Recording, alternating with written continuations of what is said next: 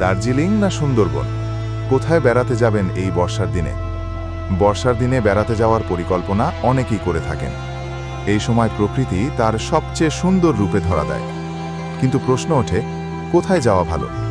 পাহাড়ের টানে যদি মন ছুটে যায়, তাহলে দার্জিলিং নিঃসন্দেহে একটি আদর্শ গন্তব্য। কুয়াশায় ঢাকা পাহাড়, টয় ট্রেনের হুইসেল আর চা বাগানে হালকা হালকা বৃষ্টি, সব মিলিয়ে এক অনন্য অভিজ্ঞতা। তবে বর্ষায় পাহাড় ধসের আশঙ্কা থাকে, তাই সাবধান থাকা জরুরি।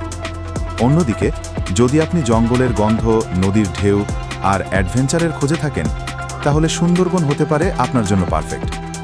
বৃষ্টিতে ম্যানগ্রোভ বন আরও সবুজ হয়ে ওঠে, আর রয়্যাল বেঙ্গল টাইগার দেখার সম্ভাবনাও বাড়ে।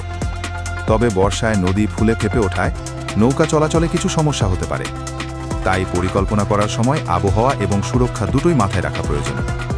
সারসংক্ষেপে, দার্জিলিং এবং সুন্দরবন দুই জায়গারই আলাদা সৌন্দর্য আছে। আপনি যদি শান্তিপূর্ণ ভ্রমণ চান, যান দার্জিলিং, আর রোমাঞ্চ পছন্দ করলে সুন্দরবন আপনার জন্য।